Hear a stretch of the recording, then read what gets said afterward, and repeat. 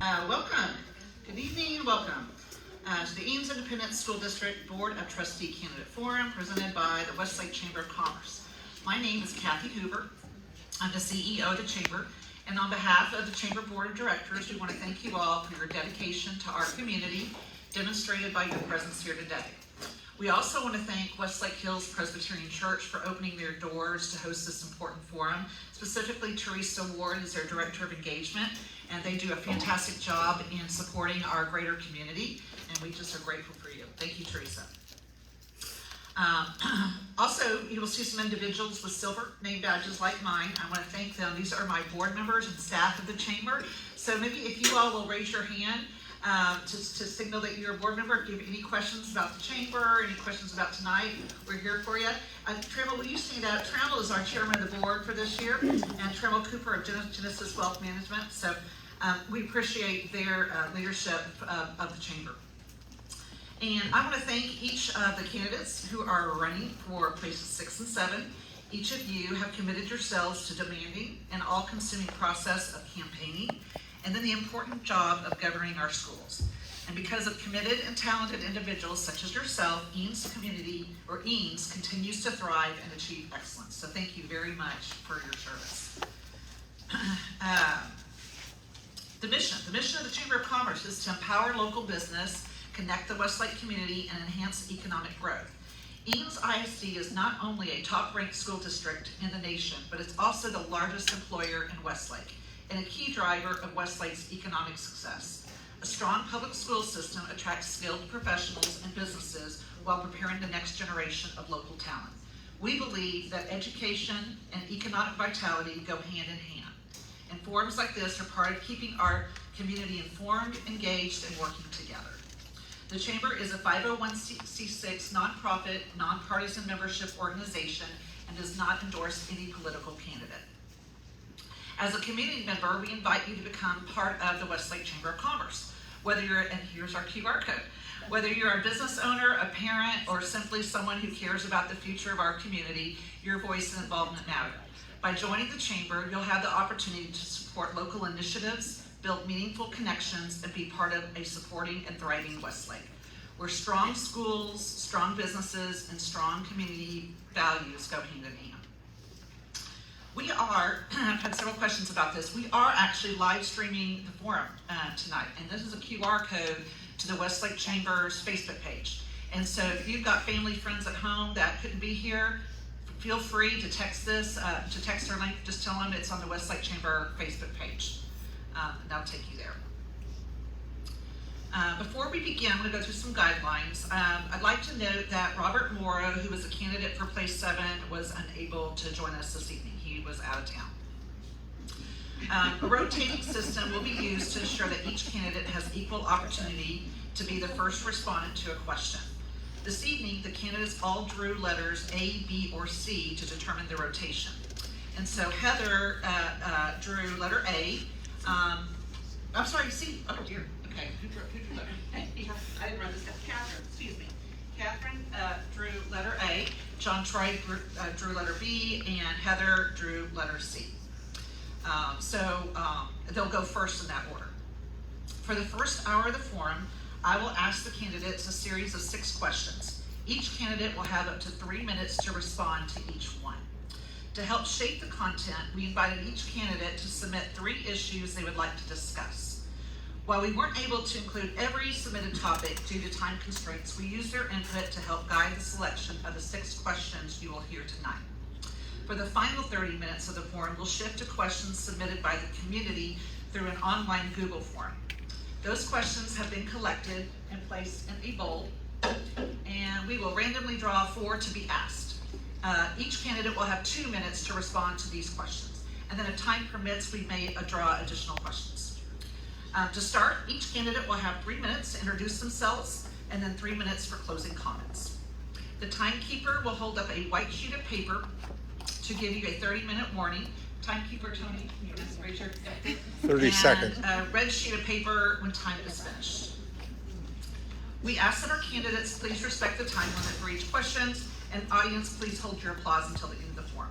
To ensure a respectful and productive environment for all candidates, we kindly ask that audience members refrain from speaking out, cheering, or making remarks during the forum.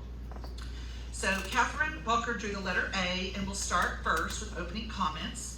And for all three candidates, for opening comments, please introduce yourself. Indicate the grades and campuses of your children and why you chose to run for the school board. So Catherine will start. All right, good evening, everyone. My name is Catherine Walker, and I'm an Eames parent. I have 3 kiddos in the district. I have 2 at Bridgepoint and 1 at Hill Country. My youngest daughter will graduate in 2034, so I'm in this for the long haul. I can only imagine what things will look like in almost a decade from now. Professionally, I am Chief Financial and Risk Officer at Cap Metro, our public transit system, where we provide 90,000 rides to our customers every day. It's a big job. Being CFO doesn't mean that I'm the lady who wears the green visor who could do math in her head. Actually, my job is much broader and larger than that. I have about 100 employees who report to me at Cap Metro. They include our finance and budget department, our accountants, our IT team, our cybersecurity team, the risk department, and treasury. And as an executive, the one thing that I've learned is that at a certain point you get out of your silo and your area of expertise, and you have to start thinking broadly about issues. So I know my campaign, I've talked a lot about some of the things that I would like to see differently at our district, and that is coming from a place and deep in my heart. Because I truly feel if we intend to stay at our level of excellence, we have to think about and do things in a different way. So that is why I decided to run for school board this year. Thank you so much for coming tonight. Good evening. My name is John Troy. First of all, thank you to the Chamber for having us. Excited to be here with all of you this evening and engage in the conversation. A little bit about me. My wife Ashley and I, we moved to Eames, to Cuernavaca in December of 2013. We have 3 kids. I have a 6th grader at Westridge. I have a 4th grader at Barton Creek. And then I have a pre-K, just turned 5-year-old at YPW, and he also spends a little bit of time at the Early Special Education Childhood Center at Eames as well. As far as volunteer in the district, I've been a volunteer ever since my oldest started attending kindergarten. Started off volunteering on the campus, been an active volunteer in the library at BCE, book fair, Circle of Games, things like that. Really enjoyed it. Served on a couple of different district-wide committees as well. And I currently serve on the executive committee of the board of the Eames Education Foundation, so helping to raise money to support teachers in our schools. Professionally, I'm a small business owner. I run a talent services firm, an executive search firm that serves the education sector broadly. And so I work with schools, with education nonprofits, and other education organizations, primarily K-12, helping them tackle recruitment and retention challenges. Big picture, I'm running for the board because I believe deeply in the power of an excellent education to unlock the potential in each and every child. This work really matters. We moved to Eames, like many of you, because of the schools. Like we love these schools. They are a treasured resource. It's a legacy that's been passed down to us. And we have the responsibility to pass on strong schools to the next generation as well. My top 3 priorities when I'm running: number 1, to lean into the fiscal challenges that we all know we're facing.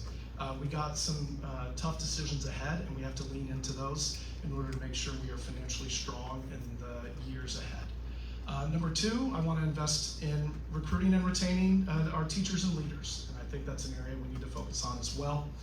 And then lastly, I believe in meeting the unique needs of each and every child. That's why we do what we do. And so I want to lean into that and make sure we're preparing every child for a successful life of their own choosing. So thank you, excited for tonight, and look forward to chatting with everybody afterwards as well. Hi everyone, I'm Heather Sheffield. I also moved to Eames ISD because of the schools. I love Eames ISD, and I believe that all of our students deserve an exemplary education. I have 2 kiddos at Westlake High School, a senior and a sophomore, so it's really exciting to have seen this through from elementary all the way to high school, and to see the potential that our kids have and the places that they get to go in life because of the programs that we offer. I'm a former first grade teacher. I have a business degree from the University of Miami, but I followed my heart and went into teaching after being in real estate for a couple of years. So I am very aware of why it's imperative to support our staff so that they can support our students. I also have a great deal of curriculum experience, and so I know where we need to fill curriculum and make that more robust, and also how to guide our staff and the decisions that they are making in some of those, because as a board member, we approve the curriculum. I'm a proud board member also for the Chamber of Commerce and a past president of the Rotary Club of Austin Westlake, and a member here at Westlake Hills Presbyterian Church, so I am deeply invested in our community. I'm a strong advocate at the Capitol and at the federal level for students in our district and public education in general. I've done the work and proven that I have the knowledge and dedication to do this work, and I have the experience to be a successful trustee, and I've proven that we can keep Eanes excellent. We do have some financial challenges ahead, like 60% of the districts in the state that have deficit budgets. The current board has made some really tough decisions recently, and more will likely come if we're being honest. Our students and staff and taxpayers deserve strong, steady leadership. So I just want to make sure that we have experienced trustees who understand the complexities and who listen and make decisions that are grounded in what's best for students, staff, and taxpayers. Our district is the best in Texas, and that's not on accident. That is with hard work of the current board and the boards that have come before us. We aren't perfect, but I have pushed for better curriculum, better communication, teacher raises, administrative realignment, and transparency. I ask tough questions, and I always keep an open mind. I have been working hard for our community for almost a decade. I have served on a lot of committees within this school district and done a lot of work just within the community, and so it's super important that I am able to continue that work. We have a difficult season ahead, and that requires dedicated leaders, and I'm ready to continue the hard work for our community. So I hope that you will vote for me, Heather Sheffield, for place 6. Thank you. Thank you. All right, now for our questions completed from the topics that you all submitted. First question is going to be answered by John Troy. Heather will go second, and Catherine will go third. Eanes ISD is projecting a $6.4 million deficit. The district is facing several financial pressures, including declining enrollment, rising property tax recapture payments, an increase in homeowners turning 65 who are freezing their school taxes, and overall rising costs. The district has seen little to no financial relief from the state legislature in recent years, while our Robin Hood recapture payments have continued to decline. So the question is, without relying on the state to change its funding model, what financial decisions would each of you make to ensure long-term sustainability? So John, you get to go first. Great. So first I want to note that I completely agree. We can't rely on the state to solve this problem. Yes, the state should be doing more, but that's not in our control. So we have to focus on what is in our control. So what is in our control? Number one, we have some tough decisions ahead about cutting costs. There's just no way around it. We need to keep those cuts as far away from students and from teachers as possible. Always trying to prioritize the quality of education that the students are receiving and doing what we can to take care of our staff, because staff are the number one thing that drive results for kids. And so we have to prioritize those two, and we're gonna have some tough decisions ahead as we wrestle with that.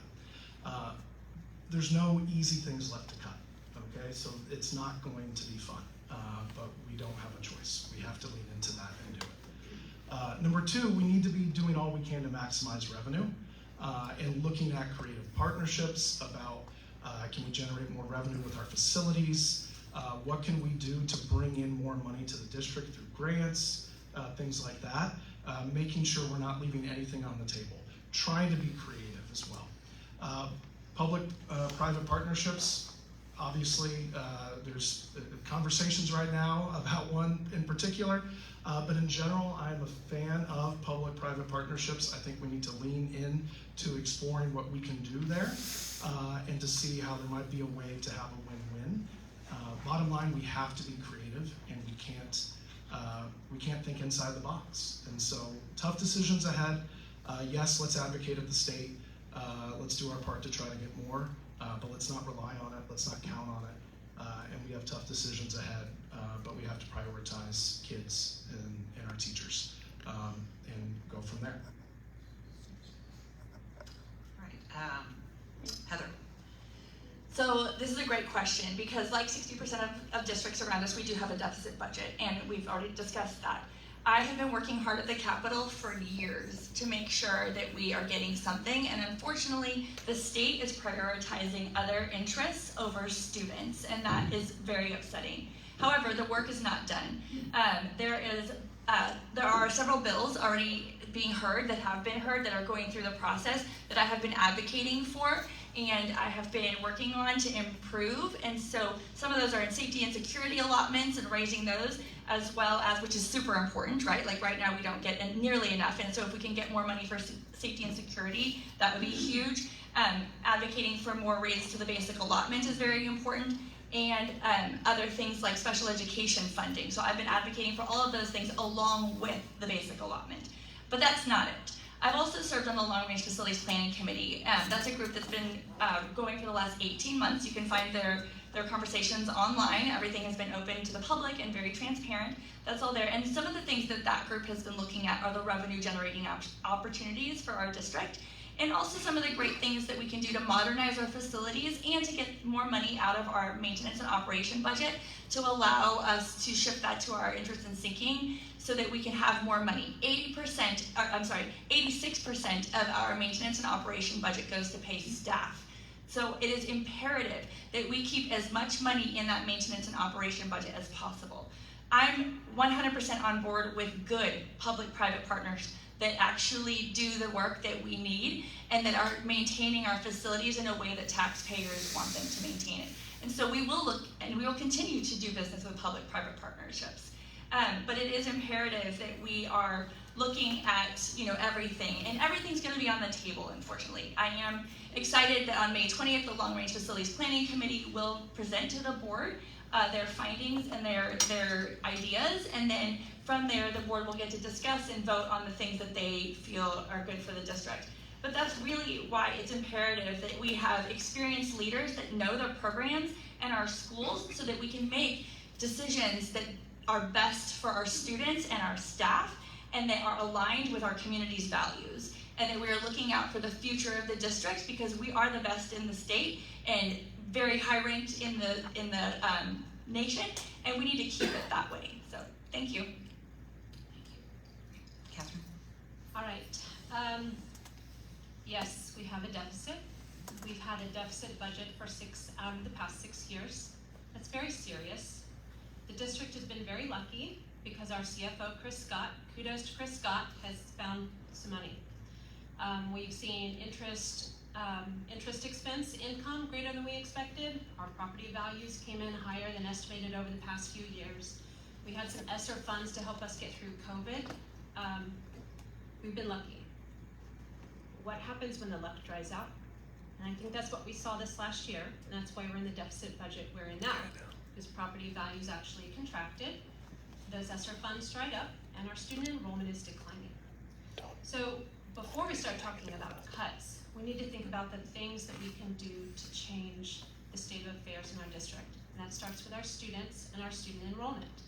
Our student enrollment has been going down for 5 years. We need to turn that around.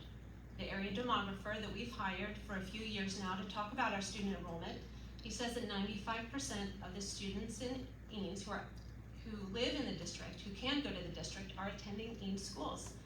I think all you have to do is walk down the street. I've been canvassing so much, and I will tell you that there's a lot of signs for families who are just as proud to go to Regents or Trinity or one of the other private or parochial schools versus an Eanes school.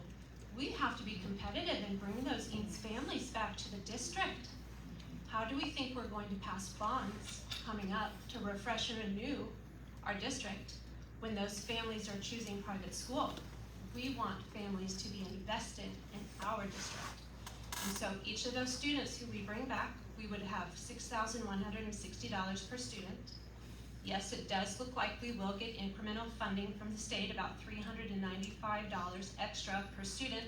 It's not a lot. It will not cover the deficit. We will have to squeeze every dollar. Now guess what? Our legislature doesn't come back for 2 years. They will come back into session in 2027. We have to be able to live on that extra $395 per student for another 2 years.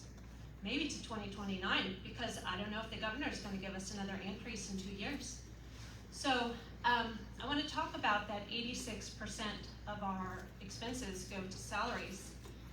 To me as a CFO, that says only 14% of the budget is left over to cover overhead, utilities, those types of things. We need to take a critical look at what's in our budget. This is our budget document. It doesn't have a lot of detail.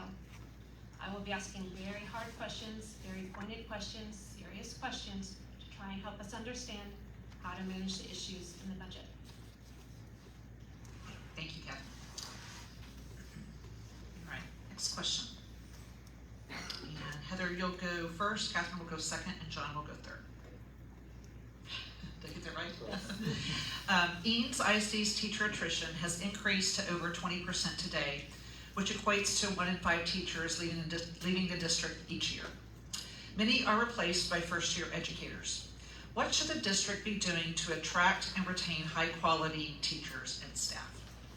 So first, I'd actually like to make a correction. So I asked Dr. Arnett to run the numbers for us, and that is actually not a correct percentage.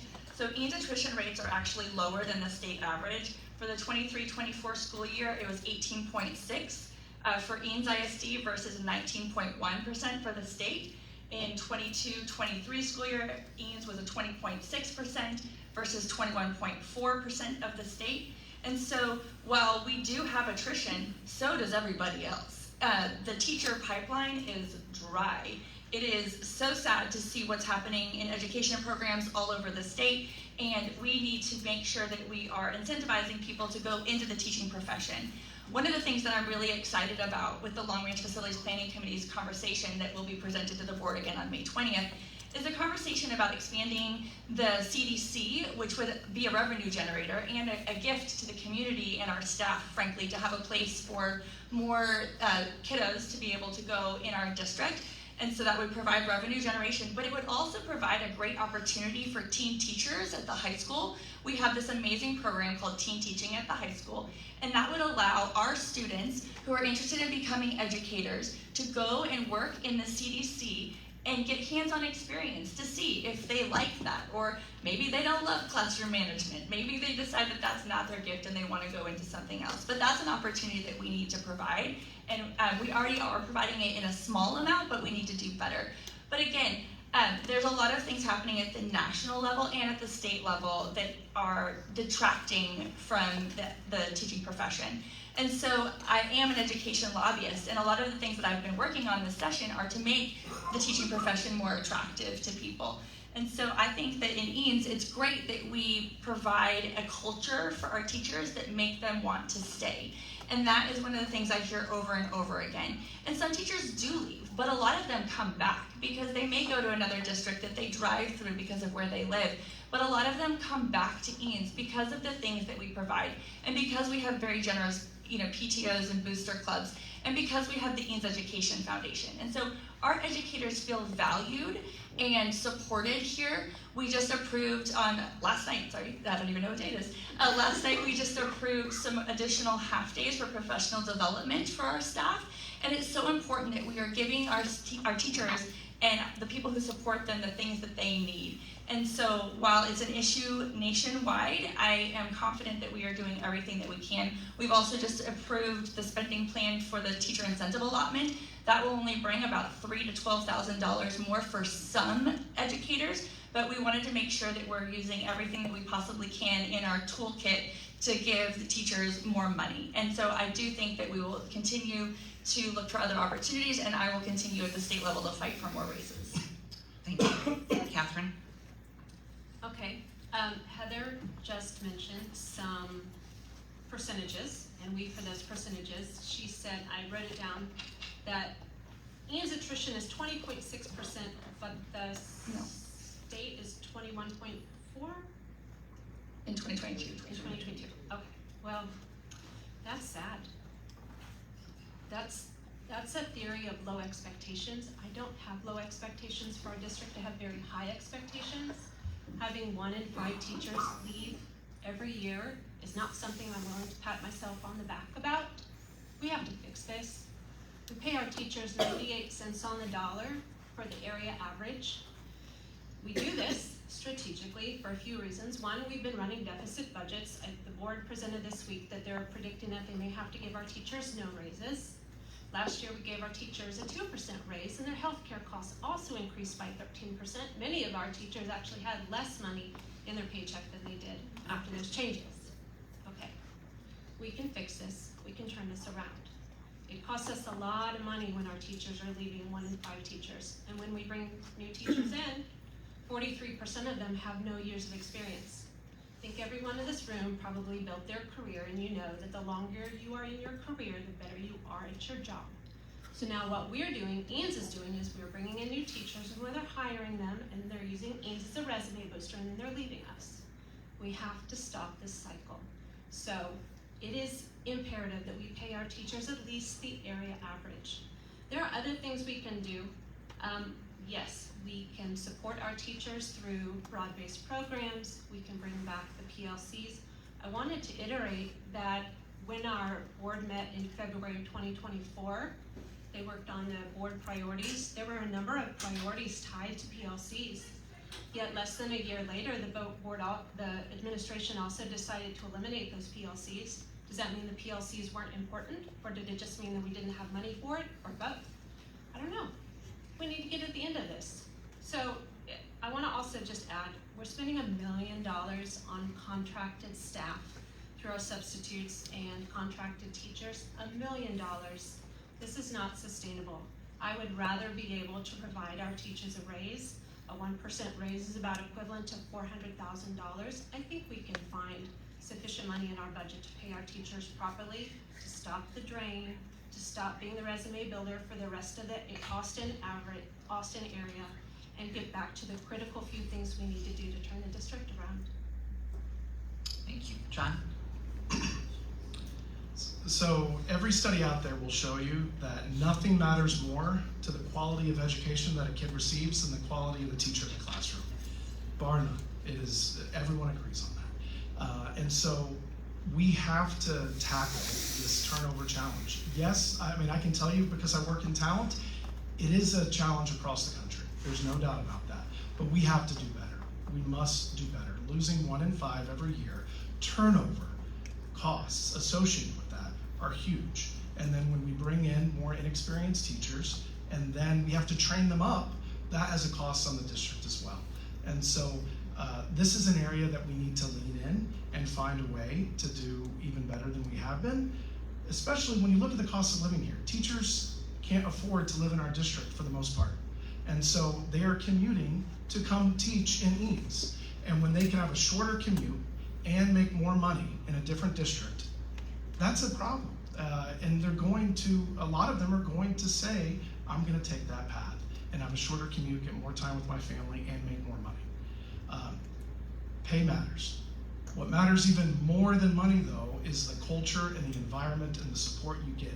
The number one reason why someone leaves their job, any job, is the manager. They leave because of the person they report to. And so that's not the only reason people leave, but it's the number one reason employees cite when they leave. And so we need to look at what we can do to increase support for our teachers and staff and continue to explore that. I want Eanes to be a destination district for staff. We are for kids, there's no doubt. I mentioned at the start of this, I moved here for this district. This was a destination for us. I think we can do more to make Eanes a destination district for staff so that we have a greater delta between us and the state. And so the step towards the teacher incentive allotment, I applaud that. I think that's the right step forward. Anything that pays our teachers better and where their performance is rewarded, I'm all for that. The culture, the support, the PD, rolling up our sleeves, talking with the teachers and staff, working with the principals so that we can make sure we're providing all the support we can and that they have a greater say in that culture so that this is a place where people want to teach. We have to make a strong enough case that people will drive through other districts to get to ours. It's the only option. If we don't do that, we're not going to become the destination district for our staff, And without that, we're not going to be able to deliver the excellent education we all want our kids to have. And so I think we got some work to do, but we can do it. Thank you. All right, question 3. Catherine will go first, John will go second, Heather will go third. Question is, what experiences and expertise do you bring to help steward a $100 million plus school district budget, especially in a climate of declining revenues and inflationary pressures? Catherine. Well, first and foremost, I'm a mother. Yes, I am a CFO. I have my MBA from Northwestern University. I have 2 undergraduate degrees, but first and foremost, I'm a mom in the district, just like you. And when your child enters in the Eanes environment, you said your 5-year-old kindergarten, you expect at the end of 13 years that they're in our loving embrace, that Eanes has met your expectations. And right now, Eanes hasn't met, I think, a lot of families' expectations. So I think we need to get back to the basics. I've been an executive for many, many years now. I started my career as a Six Sigma black belt. That's about process improvement. It's about eliminating waste. It's about eliminating variability in your processes, to become a chief financial officer at a massive agency for our community. So my expertise is in long-range strategic planning. We don't have a lot of dollars to spare right now, and it looks like we'll get about $395 extra per student. That's not a lot. We have to have a succinct set of priorities that will sustain us for 13 years. We need to start having a longer-term view, and so I will bring a strategic lens to our board of directors that we haven't had in a long time. But not only that, it's not just about strategy, it's also about empathy for our families. I'm a special ed mom. My children, again, they all 3 have dyslexia. 2 of my children wear hearing aids. So we have to make sure that our special ed families feel supported. We have to make sure that elementary families feel supported. We have to make sure that our extracurriculars are providing an opportunity for our children to find a place to make friends and find a place where they feel comfortable, that they know that they have a seat at the table here at Eanes and that they're not singled out. So to me, it's twofold. It's not just about the money. It really is about better governance for our school district and a strategy that will sustain our children from the time they enter kindergarten until they graduate as seniors. Thank you. John? So a few things I want to highlight. First of all, I'm comfortable digging into the spreadsheets. I started my career on Wall Street as an investment banker. I have a finance degree, I have an MBA. I think I'm going to be comfortable with the numbers and can dig in. I'm also a small business owner, and so I manage the budget not only for our household, but also for the business that I run. And I make decisions. I manage payroll and everything that goes with that. And when we have to make decisions because of the environment we're in, I'm making those and communicating those and thinking creatively. And that creative piece is important as well. So I'm an entrepreneur. I started my business. I like to think outside the box. I like to try to dream up new ideas. I'm constantly dreaming and trying to think about new ways we can do things. I like to talk to other people, bounce ideas off of them, and think creatively in partnership with them. I think better ideas come from that. I think solving some of these financial challenges, yes, we got to dig into the numbers, but we got to think creatively. And I think I can bring some new, fresh thinking to the board in that area from some of my lived experience. I also want to talk with, when I mentioned bouncing ideas off of each other, a lot of that is also talking with the folks in this room, with the broader community. We're going to have some tough decisions out there. We need to make those decisions in a transparent way, involving lots of different voices, and getting it out there in front of the community so that people have a chance to be heard, have a chance to contribute, and share their ideas so that we can make the decisions that we have to. And as a small business owner, I'm often thinking about ways to generate new revenue so I can pay the bills and I can grow my business. And I think that's going to be very applicable as to the district as well, because we got to do the same thing. We need to think about how we can invest in our facilities and do that. Ultimately, also, enrollment is our primary revenue driver. And I share the concern that we need to do more around enrollment. We're seeing the declining rate. We can't change the birth rate. We can't change the cost of living. in Eanes, but what can we change so that folks are continuing to come to the district at a rate that allows us to continue to provide the wealth of services that our district has come to expect. So I will meet with y'all, I will be your voice, I will bring that perspective into these budget decisions, think creatively, dig into the numbers, work in partnership with the administration, find pennies under the couch cushions, whatever we gotta do, and keep us moving forward and stable for the long haul. Thank you, Heather. I've already said a lot of these things already, but I will mention them again. So I have a business degree from the University of Miami. I am very comfortable with finances. I also took a class at UT for superintendents on school finance. If you listen to any hearing on education at the Capitol, you will hear all of the legislators say, pretty much every hearing, school finance is complicated, and people can roll their eyes at that, but it is very complicated. I have approved the last 6 budgets as a trustee, a current trustee, and yes, we did originally, when we go through them, we want to plan for the worst case scenario. And so in some of those instances, we did say we may have a deficit, but throughout the year, we worked really hard to make sure that when it came to the end of the year, we did not have a deficit for the last 6 years. This is the first year since I've been on the board that we have had a budget deficit, and that is due to the things that have happened at the state level and some unexpected fights between the state and the federal government with SHARS, and that is a Medicaid reimbursement plan. And I'm happy to chat with anyone about that more if you'd like to learn more about that. I would also tell you that you've heard some impressive qualifications up here today, mine included. But the role of the trustee is not to be the CFO. We have a CFO. We have a great CFO. Chris Scott does a great job. The role of the trustee is to oversee the district and to approve the budget. It is not to help dig into the budget on a micro level. It is to really make sure that we are doing things as trustees to run the district and to advise the administration, to continue the programming and to continue the exemplary education that our community expects. So the role of the trustee is really to understand the district, how we run, and then to approve the budget based on our priorities and our goals that we get to put together as a board. And I say this all the time, show me your budget and I'll show you your priorities.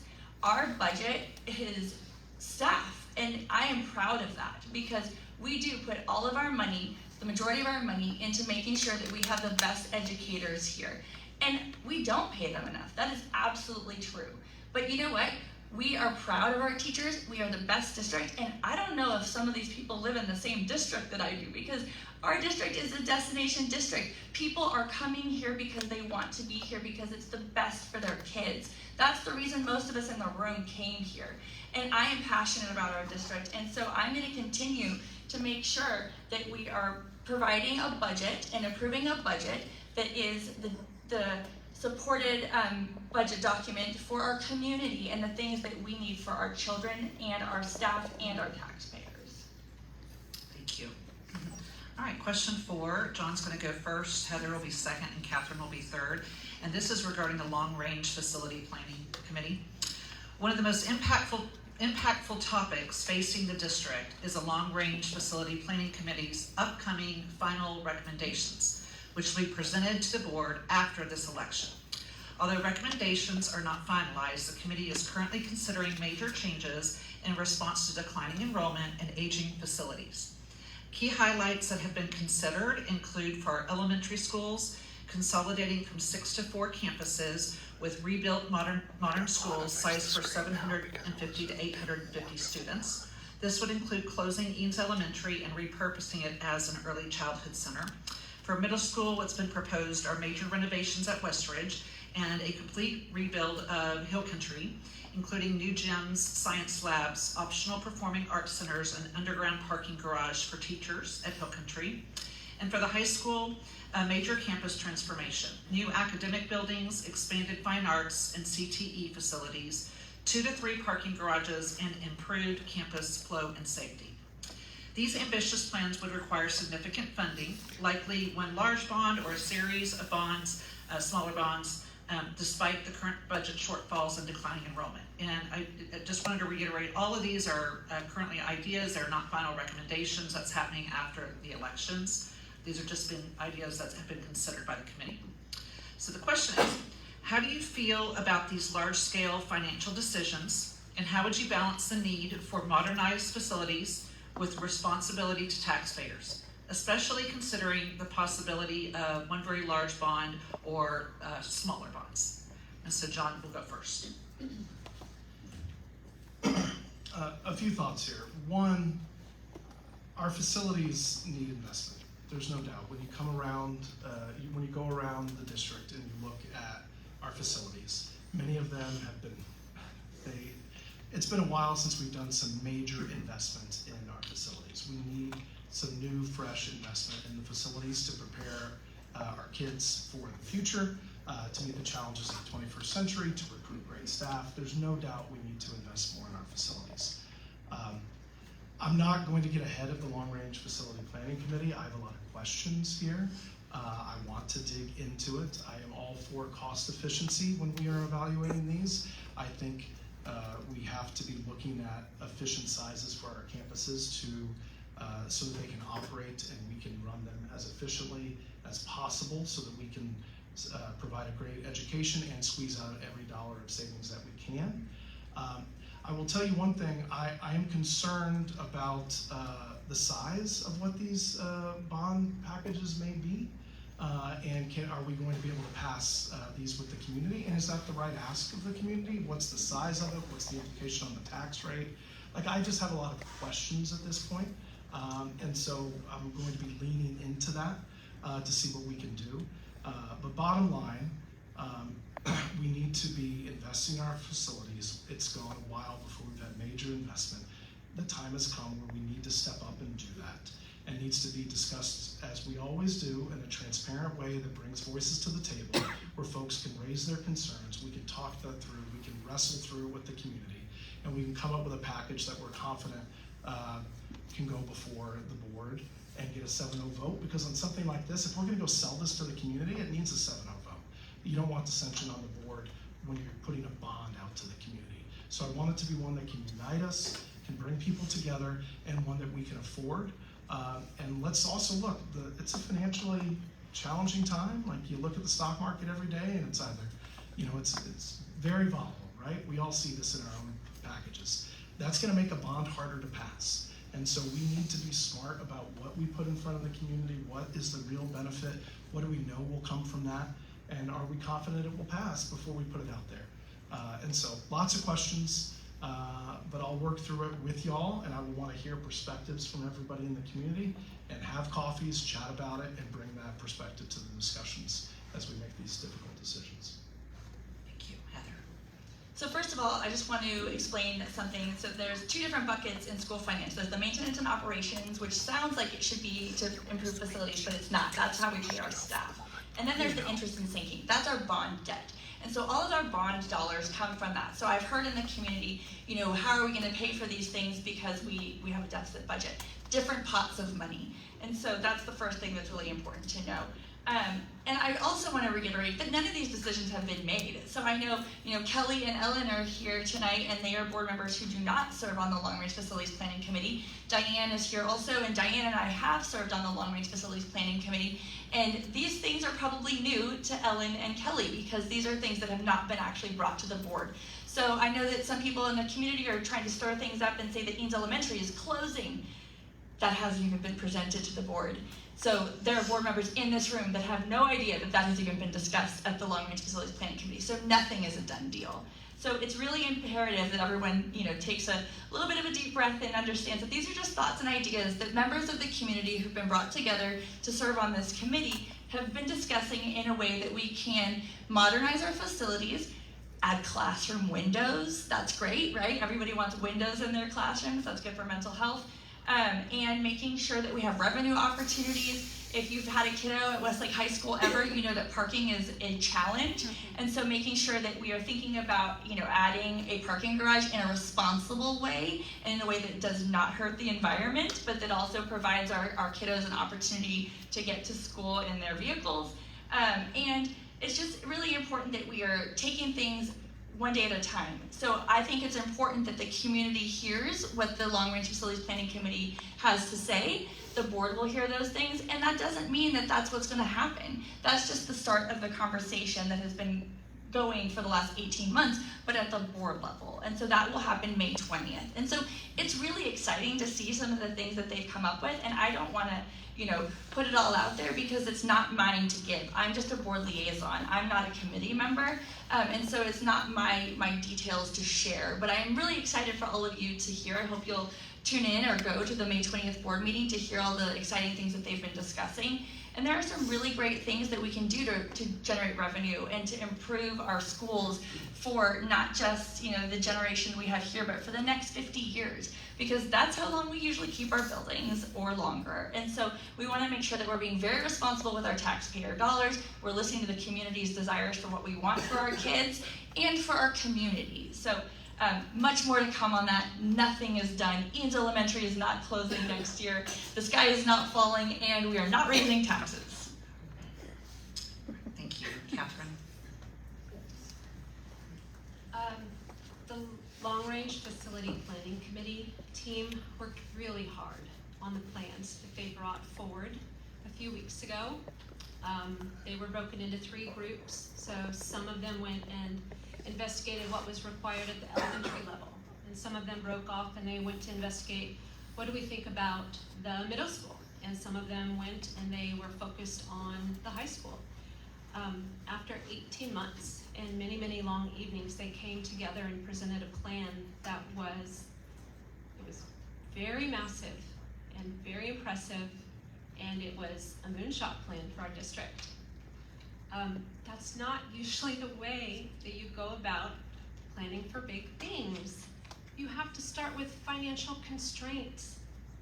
That was a lot of work. What a sad day it would be if we went to go try and get this in front of our community and the community voted it down. You have to start on understanding a market-driven approach. What is the community willing to absorb out of their pocketbooks? Right now, I said it before, right now, we have a declining enrollment problem. And a lot of our families are they're not choosing Eanes, they're choosing a private school or a parochial school. What is the likelihood that all of those families are going to go approve a moonshot bond to build 3 parking decks at the high school? So I just want to bring us down to reality just a little bit, because I agree with what John said. Yes, we need to do some refurbishments in our campuses. And I agree with what Heather said. Yes, this is really exciting stuff, and we don't want to dampen down the community excitement, but we just have to bring it down to earth. So this is the way you do it. First, you start understanding what the community is willing to absorb. And you figure if there's money existing to go do some refurbishments. We have over $50 million left over from the 2023 bond that we haven't spent. More than $50 million. All right, then you go into what are the enhancements that will support our teachers? What are the enhancements that will attract families back? What are the enhancements that will continue to make sure that our buildings are safe? Do we need to do any refreshes of the ADA compliance work that we did back in 2010 and 2014? And then, after you get through your priorities and you get through your enhancements, then you can start thinking about the bigger global things. But first and foremost, you have to be able to prioritize the work. And I would hate to see all the work that the long-range facility planning go for naught. We can do this a different way. I am very excited to hear, as they present publicly on May 20th, all of those plans and to get your feedback on them. Thank you. All right, for question 5, Heather will go first, Catherine second, John third. Earlier this month, the district announced significant changes involving 2 public-private partnerships, the Westlake Aquatic Center and the Westlake Athletic Community Center. This news has prompted a great deal of community questions and confusion, and we feel it's important to acknowledge it here tonight. That said, in the interest of fairness to all, to the district, to the candidate who currently serves on the board, and to the 2 candidates who have not had access to all the confidential information, we found it challenging to craft a single question that would equally apply to all candidates. So instead, we're going to ask each of you to use your next 3 minutes to share your thoughts on this situation as you understand it. You are welcome to speak to your perspective on community engagement, the principles or priorities you would bring to complex decisions like this, how you believe these facilities can be best utilized, or anything else that you feel is relevant. So we'll start with Heather. this is a little bit tricky for me to answer because there are ongoing conversations about this. So what I can say is that this was an administrative decision. The board did not vote to do anything with the contracts. This was an administrative decision. However, it was after a lot of time that had passed and communication with the person who runs the private part of the conversation. And so there have been lots of attempts to bring up the facilities to the standards of the district. And unfortunately, those things have not happened. And so now we're at a point where the district is making decisions that are based on what is best for our students to get the time that they need in the facilities, as well as our taxpayers in preserving the facilities that you all have paid to build. We also want to make sure that our community centers are true community centers and not just rented out to a lot of other people who don't even live here. But it is most important that we are focused on our students getting what they need and our staff being able to work in an environment that is clean and that is supported by the staff there. Again, I can't speak on all the details. Some of the details are still being worked out, but I do know that we will continue as a district to prioritize our families and the students that do value the programs that take place in those. So we will work with the organizations and the families to make sure that this is something that continues to be a good place or places for our families and our students. But we've got to make sure that our swim teams get the time that they need and that the locker rooms are clean for them, that our community swimmers are in an environment where they don't have moldy shower curtains and there's not rats in the corner. There's a lot of things that we need to do to make sure that we are upkeeping our facilities and making sure that they are viable options for our community for the next 50 years and being very responsible with our taxpayer dollars. And again, making sure that it's benefiting our students. And I'm all for more public-private partnerships. I think that you will see that in the future, but it's just really important that we are in partnership with good partners. All right, Catherine. All right, my understanding is that when we entered into the contract to build the WAC, it was on the back of an economic situation that is not that dissimilar from where we are now. It was in 2010, our district had attempted to bond to build something like a community center and sports center, and that bond failed. Then they redid the bond with something much smaller. And then the district tried again in 2014, and that bond failed. And what is now the WAC has been a vision for some time for our district. So the district tried something innovative. They tried a public-private partnership, which heretofore the district had not entered into prior, nor had many of the area districts either. So it was new. But I think it's time for us to kind of do a post-mortem on what happened and to understand what we can learn from this. And so I have some takeaways because they're important, because my hope is that this is not the first or the only or the last public-private partnership that we are able to do with our community. So what can we learn here? It's all in the details. Your terms and conditions. What does it look like when the parties need to exit? What does it look like when your partner doesn't meet your service level agreements, your SLAs? What does it look like when you need to go into arbitration, right? The contracts, as I've read them, that language is not very succinct and it leaves a lot of questions. And because those contracts aren't easy to understand, it has left our community at large asking a lot of questions. There are hundreds of families right now who want to understand what happens to their son or daughter's sports team, to their friends, to the place where they come in the afternoon. They just don't know. And that's because a lot of us, you'd think you'd be able to open up the contract, which have been shared publicly. A lot of families have PIR'd those, and when you read the language and it's not written in plain English, and the terms and conditions are confusing, there's a problem. And so now we need to bring in lawyers to help us solve these problems. So it's time for us to think about long-term how we enter into better agreements. Specifically also, these agreements were based on a share of net income. I'd like for us to consider that there are also ways to organize these agreements, perhaps with a share of revenue, so that both parties benefit from more revenue coming in, and so your motives are aligned. Right now, I think the way these contracts are written, our motives, the schools and the proprietors are not aligned. And that's too bad. Going forward, I think there's a lot we can learn. Thank you. John? Thank you. So first and foremost, I just have a lot of questions around this.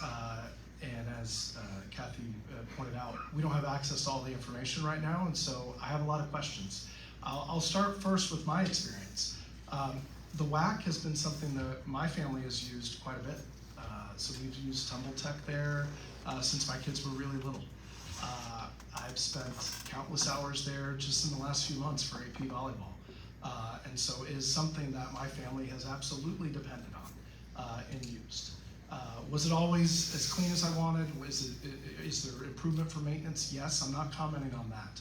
What I'm commenting on is sports facilities for our kids, often our younger kids, is really important. And I have a lot of questions around what's the plan next for that. And so I don't have full clarity on how volleyball is going to happen next. What's going to happen to Tumble Tech? Do I want these businesses to leave and now we're driving an extra 20 minutes to get to it? No, I mean, I really don't. And from talking with families, the families I've talked with don't want that either. I also, and look, I'm not privy to everything, but I was not aware as a district that we wanted a health sciences and sports medicine center. I hadn't heard that. I didn't know that was a priority. If that was a well-established district-wide priority, I had missed it as something we were focusing on. And so I was caught off guard that we were moving in that direction. So I just have a lot of questions about it. I'm not defending the maintenance of it. I'm not defending the partnership or the contract or any of that. I just would like to know more about what our plan is going forward. What's the revenue? How do we how do we bring in the same amount of revenue so that we can keep moving forward as a district? Because we need all the revenue we can get. The pool questions, I mean, this was talked about at the board meeting last night that I listened to, where people were upset about their memberships that they had prepaid for. And so I share those questions and have talked with plenty of people who are on the Whitecaps and they're concerned about how they get to continue to use the pool.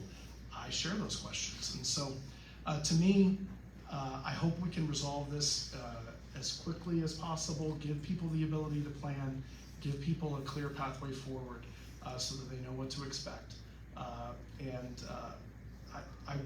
I don't know if it was possible to be more transparent. If it wasn't because of contract issues, then I get it. But if it was possible in any way to get this out in front of the community more, I would like to have done that. Thank you. All right, question 6. And we'll start with Catherine, then John, then Heather. What do you think is the greatest single challenge facing the Eanes district, and what are your top ideas for meeting that challenge?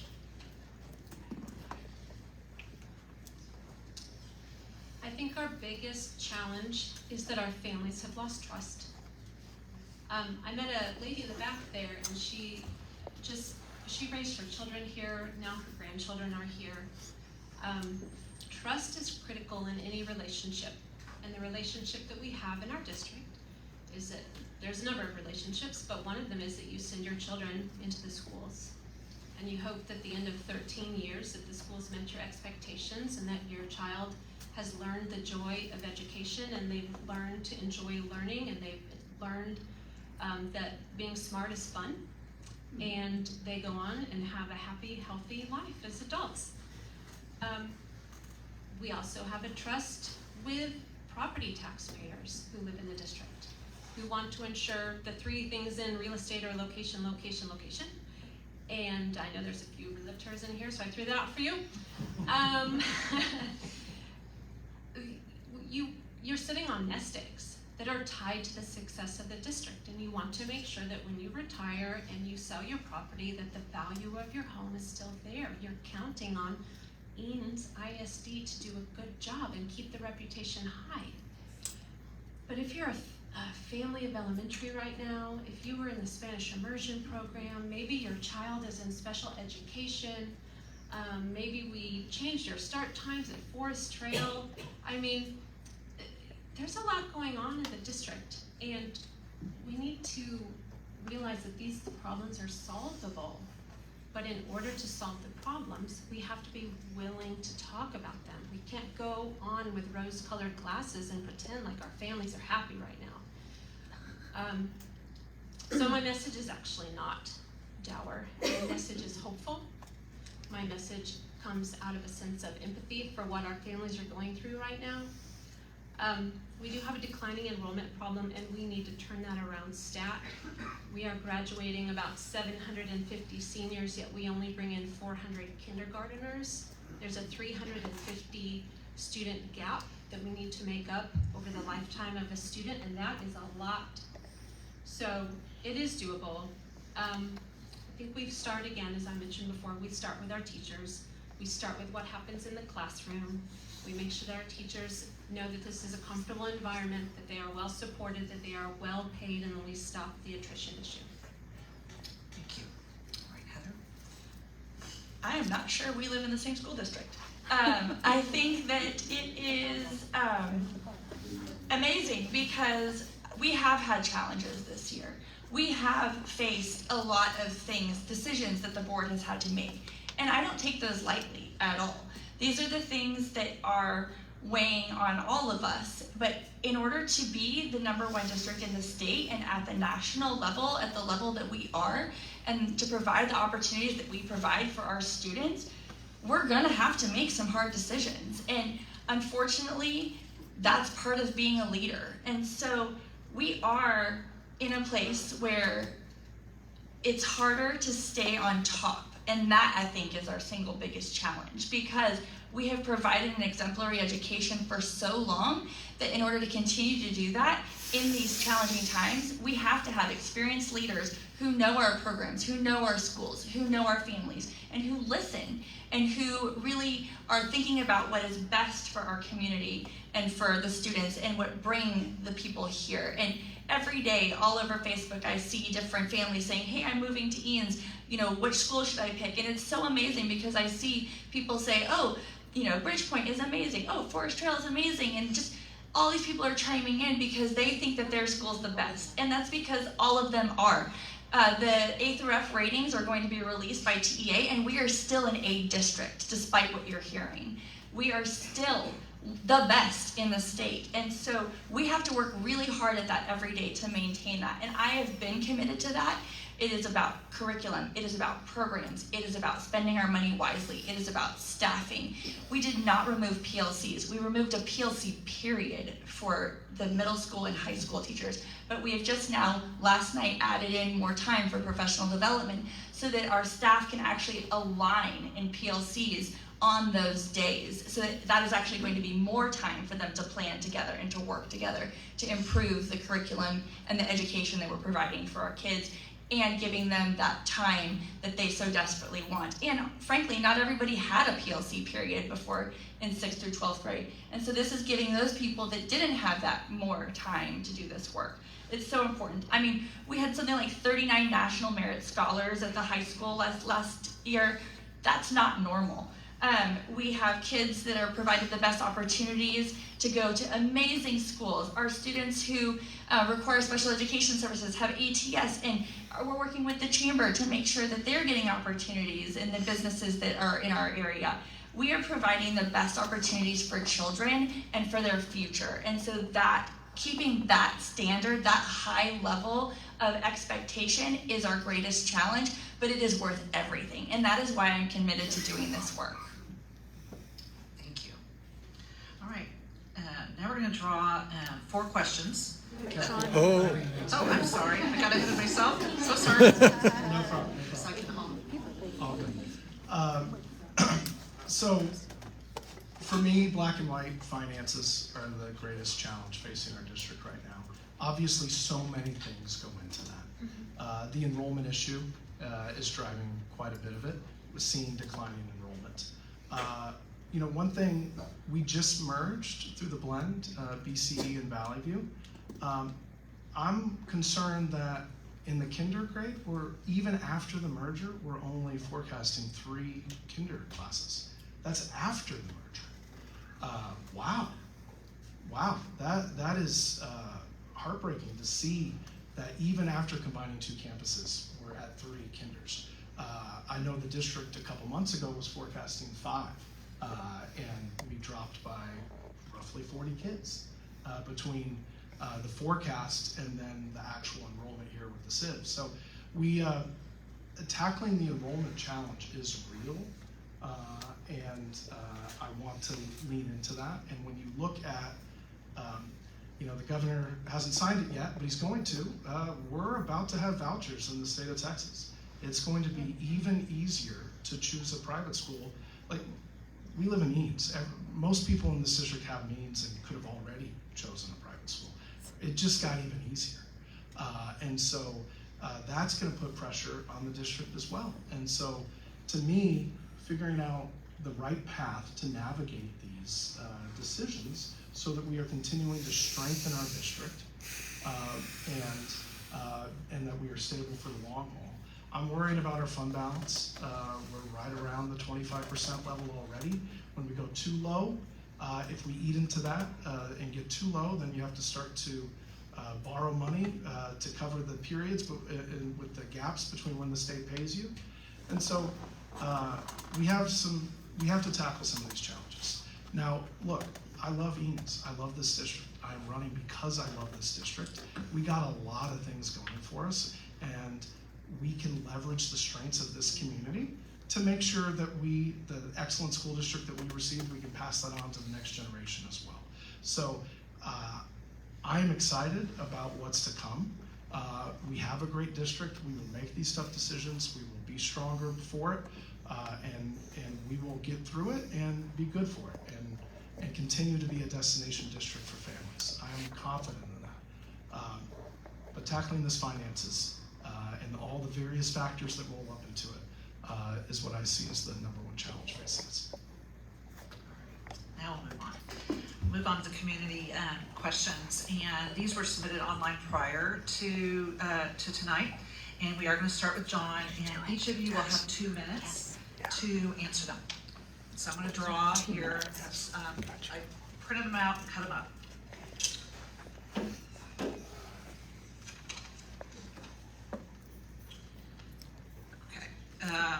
It's been well understood since 2018 that Eanes ISD is losing in-district students, which reduces our state funding. At the same time, district expenses have continued to climb, even though salaries, which make up nearly 86% of the budget, have not kept up with inflation. So salaries are not driving the cost increases, and enrollment has been shrinking for years. What explains the growing deficits? And John will start, and then Heather, then Catherine. You have 2 minutes. So that's a great question to dig into, and a good one to ask, and one that I would be willing to dig into. I don't know the specifics on exactly what is driving that. To me, the declining enrollment, also the fact that we have not had an increase in the per pupil for the last few sessions since back to 2019. We haven't offset expenses at the rate we needed to as enrollment declined. Our demographer reports have been terrible. Like, I pulled up the 2013, I think it was 2013, it was roughly 10 years ago, give or take. I pulled up that report to look at it, and they had the likely scenario and they had the worst case scenario. The worst case scenario looks awfully rosy right now. Like, we didn't even reach the worst case. And so predicting enrollment is tough, and predicting the demographics that drive enrollment, it's challenging. So as enrollment declined, some of these costs didn't necessarily go down right away. And I know that has contributed for sure to the deficits. But specifically to that particular question, I think that's worth digging into. But we have to We have some tough decisions to make, as I talked about on the financial front. I'm confident we can do it. We need to try to grow revenue, increase partnerships, look at additional grants, things that we can do on that front, and cut costs where we can, and we're gonna have to. Thank you. Heather, you have 2 minutes. So that's an easy one. First of all, inflation has been huge since 2019, and so the state has not kept up with inflation. There has not been a raise to the basic allotment, as John said, since 2019. So that is a lot of money that we continue to pay, just like all of you. When you go to the grocery store to buy eggs or whatever, it costs a substantial amount more than what you paid in 2019. So inflation is one, a lack of funding from the state. So the state is still giving us $6,160 per student. They've also given us a ton of unfunded mandates like the safety and security. I am really proud of the fact that our board approved the Eanes ISD Police Department so that we are able to keep a security guard, not just a security guard, an official police peace officer on each campus, and these people are amazing. We've also increased all of our safety and security on our campuses in terms of the facility, adding more fencing, adding more safety issues. We have gaggle that we have paid for so that way we can monitor online issues, and we have caught so many issues for mental health and other things that I am so proud of, but none of that comes for free. And so again, show me your budget, I'll show you your priorities. Keeping our kids safe is a big one.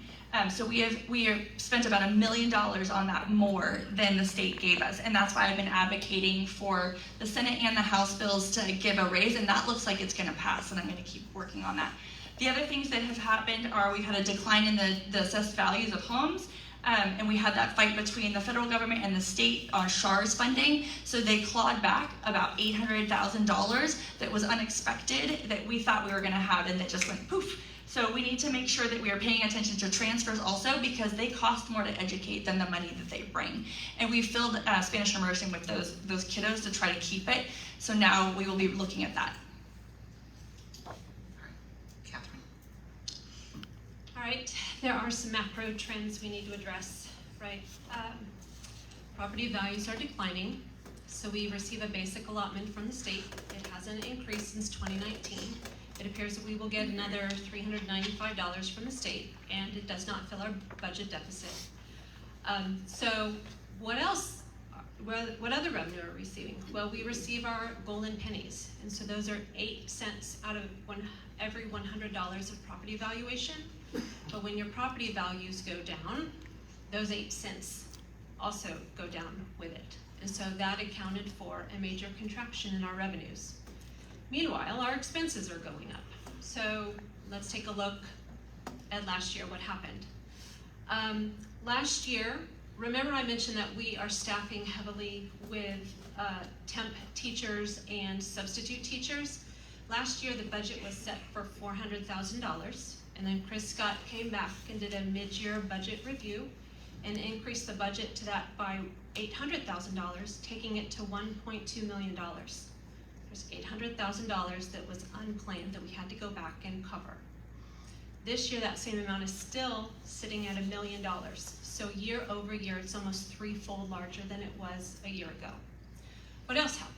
On January 14th, we announced that we were closing Valley View Elementary to find some operational cost savings. We canceled the Spanish immersion program. I think I have 1 minute left. And what happened? 2 weeks later, Chris Scott also came back to the board on January 28th, and we did another budget amendment, and we increased our property, plant, and maintenance expenses by $700,000. So that budget went from $10.3 million to $11 million we're spending on property, plant, and maintenance. It's in the budget documents, but you have to understand how to look at them year over year. Thank you. Catherine got the red paper. All right, question 2 from the community.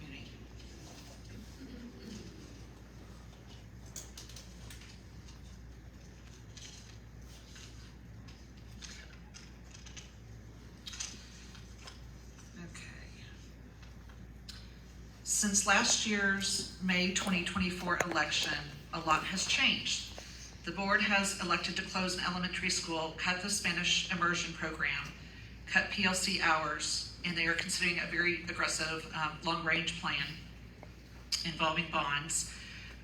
with hundreds of millions of dollars, and now most recently taking on additional cost burdens with the Westlake Athletic Community Center and the Aquatic Center. With what we know today, do you support the district picking up bigger financial responsibilities at this time? And the order is Heather, then Catherine, then John. The question is, do I support the district taking on additional financial, what?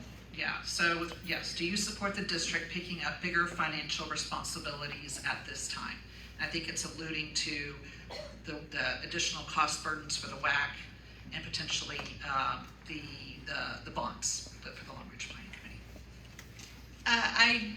I think that that's a board decision, and there's a lot more that goes into that. There are so many conversations that are required to have a public-private partnership, and there's an RFP process that the district has to follow to do that. So I don't support making any decision that would negatively impact the district. And so that question is kind of hard to answer, because I don't want to say that, you know, we're going to take on additional funds. We don't know that. I think that there's a process to be followed, and that there are lots of conversations to be had still to decide what the district is going to do. And that's not up to one trustee. All right, Catherine. All right, that was yes, no questions, so my response would be no, not right now. When you build something and you expand your footprint, then you need to find operating dollars to cover those expenses. Right now, our operating dollars are squeezed, so the concept of going back and building larger campuses, that doesn't seem like a very smart idea right now. We need to double down on the things that matter to families right now so we get them to come back in the district. Again, we need programming at the elementary schools. I think we know that in the middle school, like, there's amazing things that happen. When my child went into 6th grade, I realized, wow, this is amazing. Look at, we have band, we have orchestra, we have the wheel. There's really amazing programs. And when they go into high school, we have AP classes, and it's very exciting. But elementary families tell you, well, what is there for us? And so, guess what? Back to we're graduating 750 students, and we're bringing in 400 kindergartners. That tells us that our elementary schools are not meeting the market demand, and our families are choosing other things. We have to focus back on the basics before we go build the big plans, the big long-range facility plans. Thank you. John? So in regards to the WAC, I still have questions on that. So regarding the revenue that we might be giving up and the additional costs that we're taking on, I have a lot more I want to learn there, so I don't know if I can comment on that specifically until we learn more clarity on the contracts and exactly what goes with it. As far as the bonds, I do think our facilities need updates. I do think we can handle it. That doesn't mean we're going to do everything in the long-range facility planning proposal. And we need to make sure that whatever we do goes through the full process as it will, and that the community's bought into it, and that the bond will pass. When we first moved to Eames, I remember the bond that went on the ballot this would have been May 14, I think was the last bond that failed. And I remember working hard for that because it would have had a local campus for Valley View. And as a new parent, I wanted that. And so I remember a bond not passing. And I want us to go through a process where there's enough community input and it can get to a 7-0 vote on the board, and that will then, that we're confident it will pass the community. And at that point, then I would take those additional costs on once it's gone through that well-regarded process. We got to check every I and check the dots on every I and the crosses on every T, just to make sure that we are spending our money wisely. And so I'm not inclined to take on additional expenses at a time when we don't, when we have such a tight budget. Investing in our facilities is a bit different. It comes from a different pot of money, and it's necessary to continue to recruit families back. And it can also save us money in the long haul if we do it well. All right. The third question, so Catherine will start, then John, then Heather.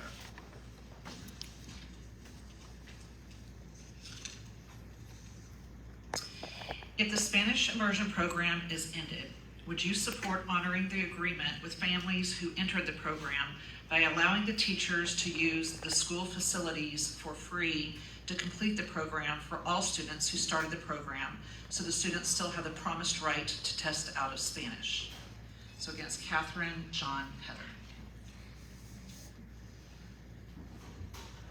I'm going to repeat the question so that the teachers have access to our facilities for free, so that they continue the education at the campuses, so that this.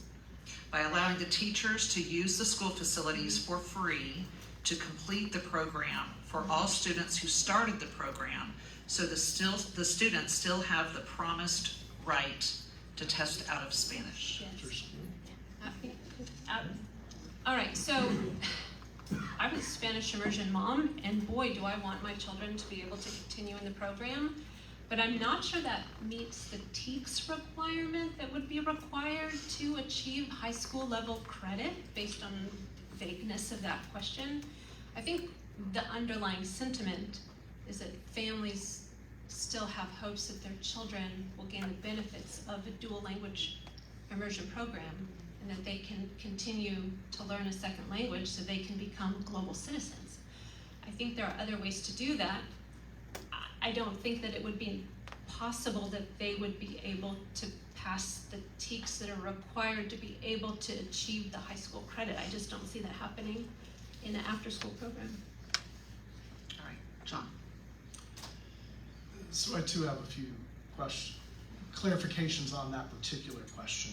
I do know, for example, that the district has agreed to allow this year's fourth graders to take the test in a year and hopefully qualify for Spanish 2. And so I think maybe they're talking about supplementing after school so that they are prepared to take that test so they can do Spanish 2 in 6th grade.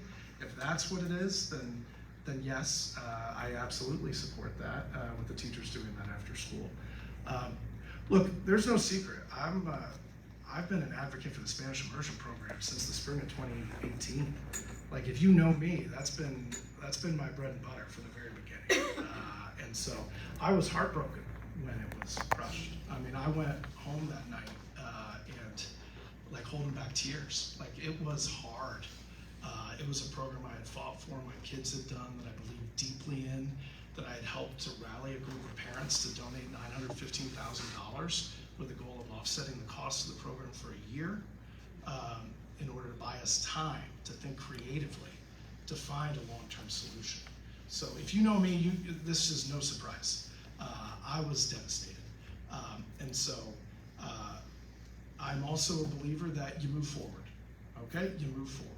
Is it the vote I would have taken? No, absolutely not. I would have been very different than the board on that vote. That vote's happened, and so how do we move forward to serve our kids well? I believe in the benefits of learning a second language. I believe in the benefits my children have received, the benefits others have as well. And I want to do other things we can to invest in that. Can we do a special with Spanish? Can we do more after school? Like, what can we do to bring that access across our elementaries to folks? Those are questions I have. Well, I'll leave it at that. I was disappointed in that decision, and I hope we can find a way to bring in the Spanish going forward for our kids. All right, Heather. I took Spanish my entire life, except for 1 year I got crazy and took French in high school, and then my senior year I decided not to take a language.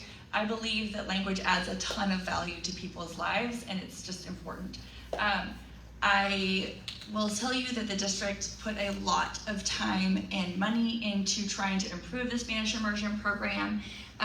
We had our budget was busted, honestly, because of the stipends, in part because of the stipends that we had to offer, and that was a culture killer for our teachers who did not get the stipend. There were a lot of other things, and so there were some issues with the program, but I love the idea of our kiddos having a language.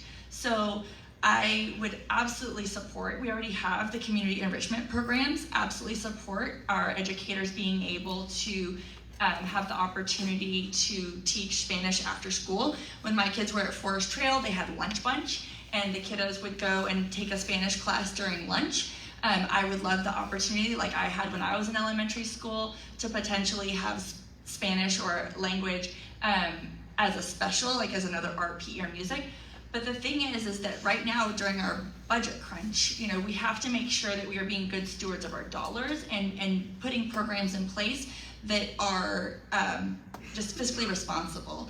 And so that was one of the hard things that we had to do. We were given direction that we needed to cut the budget.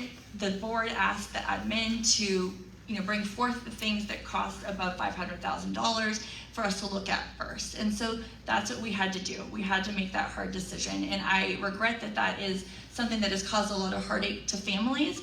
And I am glad that we have allowed those students to test that are in 4th grade. Thank you. I got the red card. Last question from the community that we have time for. John will go first, Heather second, Catherine third.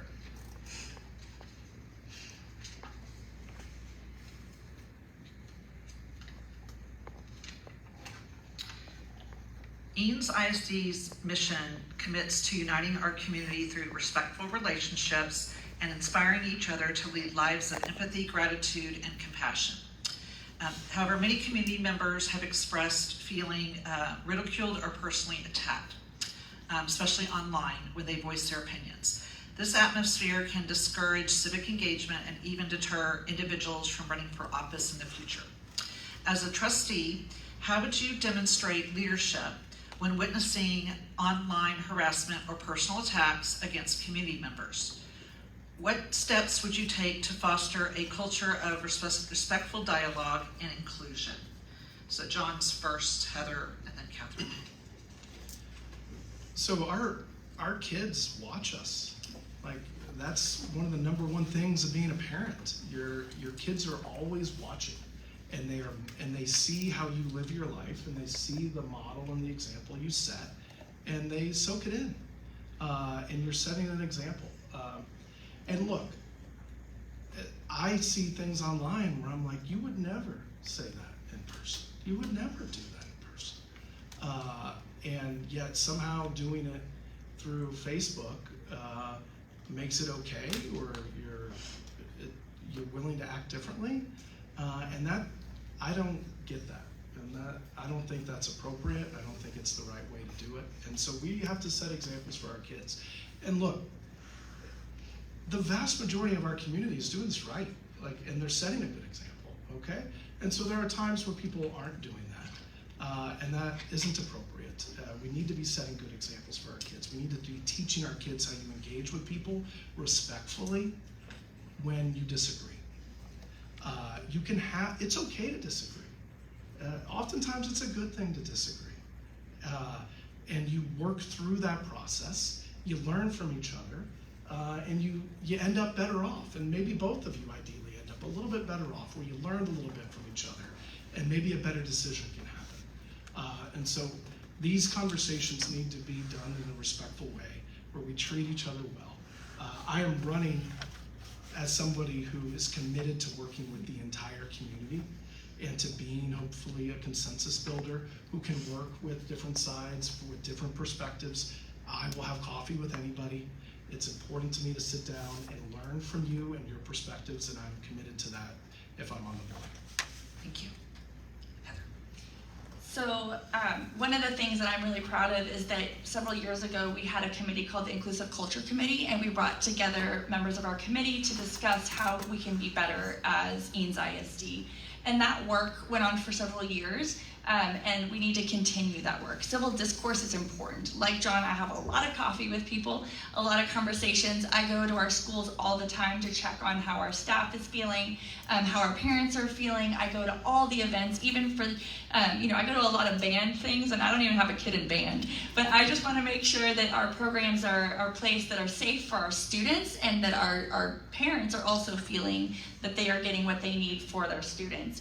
I do not support or participate in any of the smearing Facebook pages that really attack candidates or other people, and I don't feel like they're appropriate at all. I think that we need to bring the conversations into the light, and we need to have conversations that are productive and that are, meaningful to our community, rather than hiding behind Facebook and just spreading misinformation. So I think that it's really important that we just sit down together and have coffees and have conversations. And like John, I also have kids that are watching. I took my 18-year-old to vote today, and that was so exciting. And she has been watching everything. When I drove carpool in my last election, it was so sad that I had a bunch of kiddos in my car that we were driving, and they were like, Mrs. Sheffield, I heard this about the campaign, or I heard that. And so I am very careful about what I say and what I put out there, and make sure that it's very truthful, and that I am and be respectful in this campaign. And I feel like everyone needs to follow those rules, because our kids are watching, they are learning, they are seeing what we're doing and what we're saying. And so we need to make sure that we are using civil discourse and taking the temperature down a couple notches. All right, Catherine. Well, there are certain behaviors that I've seen happening recently that I am not happy to see. Doxing should not be tolerated. It cannot be tolerated. I'm really sad to see that that's actually happened online.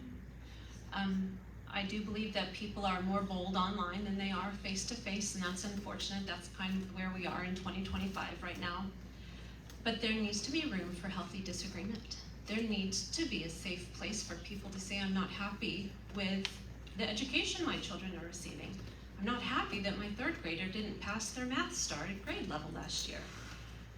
There needs to be a space for people to be able to voice and share what they're feeling, and not feel that they're going to be ridiculed or boxed in a corner or labeled as MAGA because they're trying to speak out. I'm actually with Ruth Bader Ginsburg on this, with her dissenting opinion.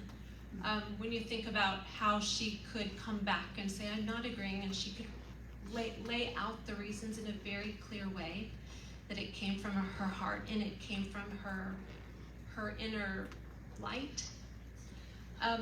There's also, to me, there's just this confusion about go along to get along, because that is not healthy either. A 7-0 vote on some of the things we've seen at our trustees that has come across the dais, that's not healthy for our district either. So we actually need to have a fresh start, and we need to have some different voices and different opinions on our board. The whole civil rights movement was based on a peaceful protest, and that's what I'm here to do. Now we'll hear closing comments, and you each get 3 minutes, and we're going to start with Heather, and then go to Catherine, and then John. Our district isn't perfect. I started this work 6 years ago to improve things in our district that I saw needed to be improved, and I'm not done with that work. It has been one of the greatest honors of my life to serve in this capacity, because I value education. I have aligned my entire life to be an advocate for students and staff and public education, and I will continue that work.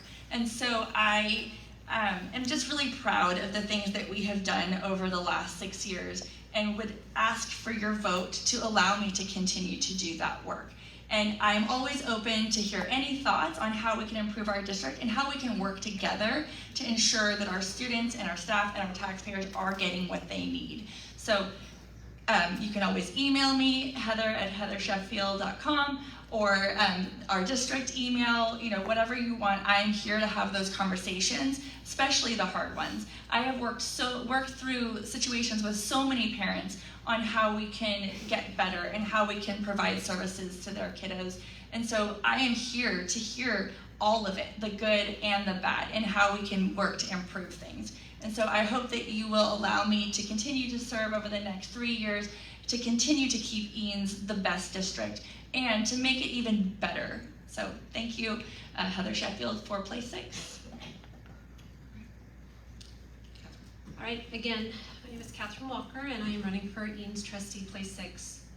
Your trustees do 5 very important things when they sit behind the dais. Those things start with setting your tax rate, and that impacts your pocketbook. The second thing they do is approve the budget. We know that 6 out of 6 years our trustees have approved a deficit budget. They set the strategic priorities for the school, which means that if you're setting strategic priorities, you need to make sure you have the money to fund them. They approve policy. If you like a policy or you don't like a policy, look at your trustees, because they're the ones who are approving those policies. And lastly, they hire and fire the superintendent. I feel for Dr. Arnett right now. He's got a lot on his shoulders. But trustees are here to govern, and I've heard, Catherine, we have a CFO. Yes, we have a CFO. I'm not here to replace the CFO. I'm here to govern from my heart, from a very non-emotional, non-political space. My campaign symbol is a bridge because I want to bring both sides of our community back together so we can have healthy discourse about the issues in our district, so we can start turning it around and make our district the place that Eanes has always been. John. Well, once again, John Troy, running for place 7. I'm running for the board partially because I think I have new skills and perspectives that I can bring. I think my experience in the talent space, my financial background will add value. The perspectives from my kids and the lived experiences we have will add to the dialogue. But also because I want to meet you all and bring your conversations and your perspectives and your questions into this process as well. I don't have all the answers. This community has all the answers. I'm confident in that. And so I'm excited to meet more people, to have a lot more coffees as well, to hear your concerns. We may agree, we may not, but I will always value what you have to say. It will always push my thinking. It will deepen my perspective and allow me to serve this community better. We look at over the years the divisions sometimes that can pop up in our community. I'm a believer that we're all here. We all picked this for a reason. We can all work together. We're stronger for it, and I want to work with everybody to bring solutions to the table. And if you have an idea, I want to hear it. There are lots of great ideas out there. If you have a concern, I want to hear that too. Because school has to work for everybody. It has to work for all kids, for all families.